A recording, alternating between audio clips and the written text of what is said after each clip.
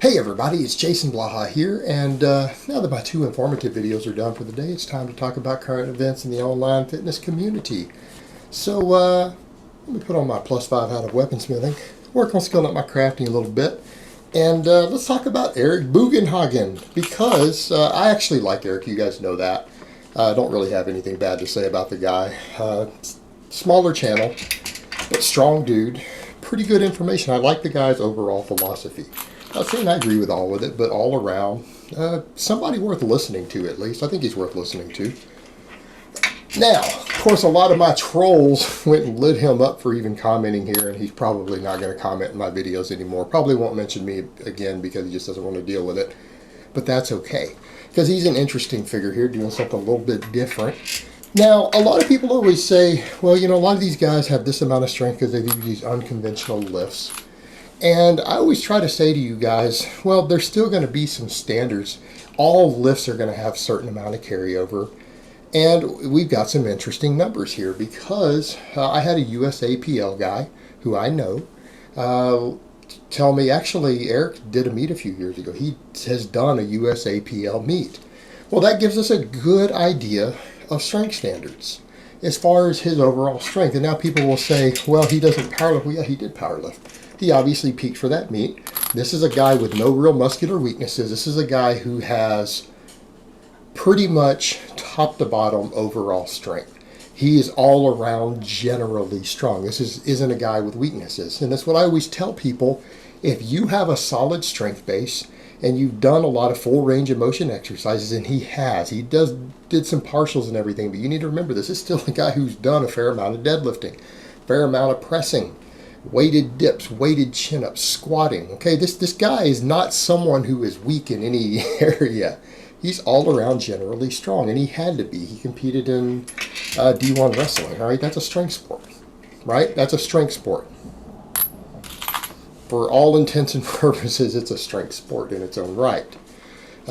Yes, there's technique involved, but you can't be weak and wrestle at the D1 level. You can't. It's not going to work. You have to be strong, and you got to be strong in a lot of different positions and angles, all right? You need to be well-rounded. So we can actually look at stuff like some of the lifts he does and get an idea of how their percentages carry over. And why do I say that? Well, I'm going to flip in here a screenshot from the USAPL website. Back in 2014, so 3 years ago, he did a USAPL meet. And this gives us a real good idea. It looks like he did a bench and a deadlift. So a push-pull with no squatting. Now, I'm not going to ask why he didn't squat because he seems to be a strong squatter. I mean, I would base off of his Zercher squats that he does, he's probably a solid 550 squatter. All right, it wouldn't surprise me one bit if he could walk in, squat 550 ass to grass roll. It wouldn't shock me at all. Wouldn't come as a surprise. I think that would be reasonable.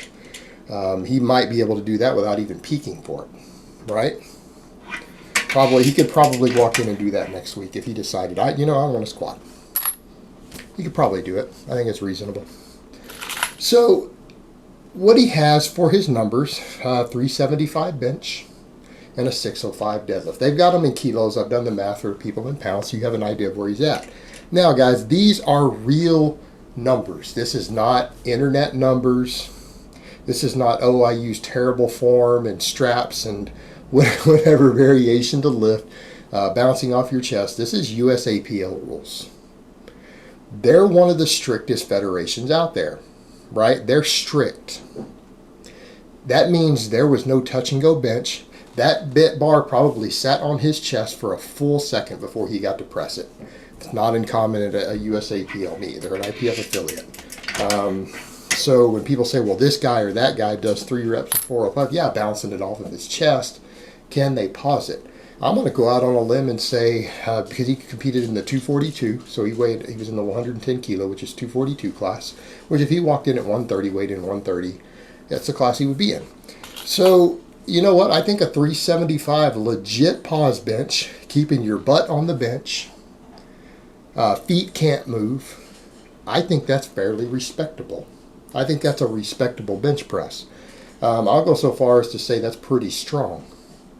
Because let's be honest here, there's plenty of guys who bench 405 in the gym who can't do 375 pause with butt on the bench, right? Yeah, we all know him. So before anyone jumps up and says, well, this guy on the internet, yeah, okay, that guy might bounce 405 3 times off his chest. Doesn't mean they can pause bench it. So you get an idea, though, because you've seen Eric do a fair amount of touch and go on very heavy decline, very heavy incline, and then when he has to pause, obviously he's not going to pause bench as much as he does on the decline stuff in his gym and with the elbow sleeves and everything, but 375. So you've got a good idea of where the carryover is. 375 is respectable. I can't do 375 right now.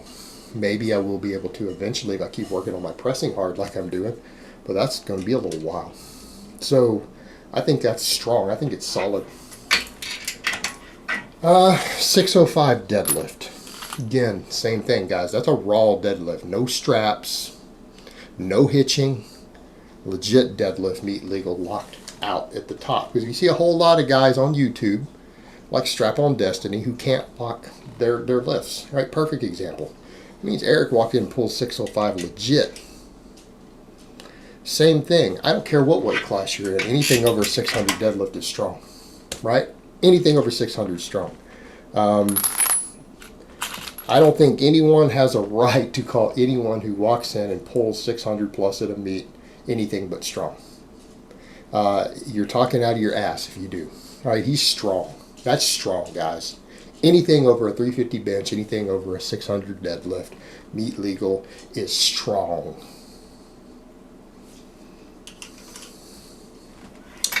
So that's where he's at. Now, how does that compare? Because a lot of guys are saying, well, how do we even compare these behind the back deadlifts? Well, behind the back deadlift with straps, he's done what, 800? 605 is about 75%. It's about 75%. I think that's about right because you look at the leverage differences. Behind the back is a lot easier. And I want people to understand, we're just sitting here getting comparisons because you're seeing more of this of people doing these bizarre lifts. And you have someone like Eric who does a lot of these. And if we really want to know how they stack up, the same muscles are used on a behind the back deadlift as a conventional deadlift, right? The same muscles are used. Same muscles.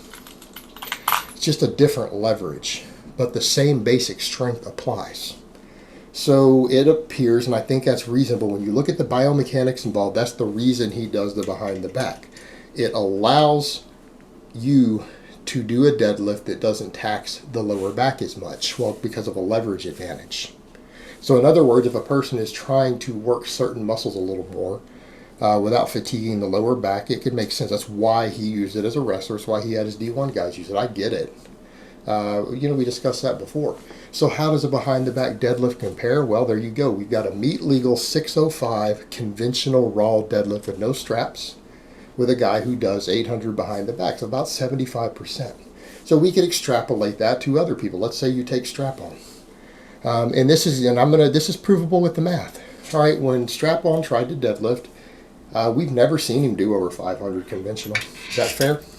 Yeah, I know he hit it for a triple. You assume that's 90%, maybe.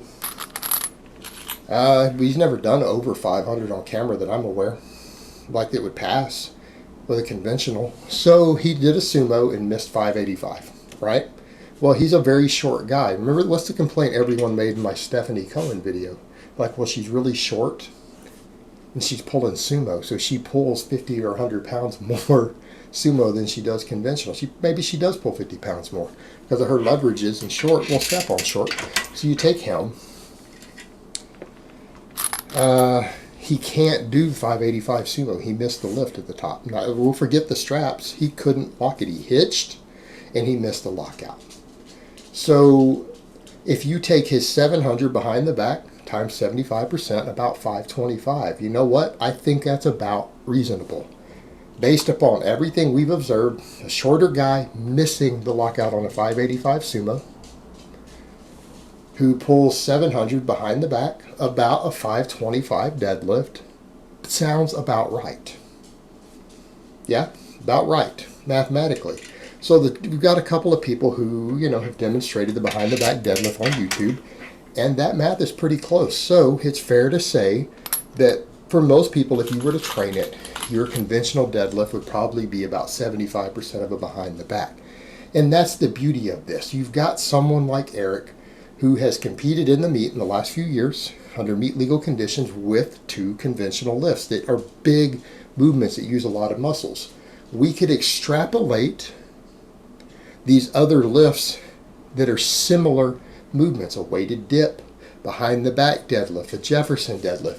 We now have a baseline to compare what's his overall strength potential and percentages, and then we could extrapolate that to other people to get a ballpark idea of where their strength scales up in comparison to other people, because some people are doing a lot of these unconventional lifts now, and we don't have strength standards. But you take someone like Eric, who's kind of pioneering the way in his own way on YouTube with some of these lifts, and we can get an idea. He's about a 600-pound, maybe a little above raw deadlifter, conventional. So we could extrapolate his other pulls and ratios, and that will give us an idea of about what a person should reasonably expect. So if a person says, what could I do behind the back if I were to train it? What's a reasonable expectation? Take your conventional max, divide it by 75%,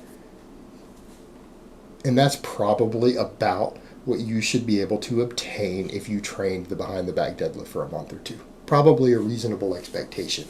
So this is actually a useful tool for people. So if you wanted to do some of these lifts, because we don't have strength standards on them, you now got some basic math that you can carry over and get an idea. We've got some basic math to get an idea. I wish the guy had done a squat so we could compare things like these Zercher squats and other things that he does so that we could get a ratio also. But if I had to guess, probably about 90%. Meaning a person could probably do one of these Zercher squats the way he's doing them with about 90% of what they can back squat. That's why I look at what he does, and I bet you he's good for at least for a 550 squat. Which again, pretty strong. I don't think anyone can argue that that's not strong. Because it is. It is. Alright guys, but that's really all I have to say on that today. I hope it's been informative, and I will talk to you guys next time.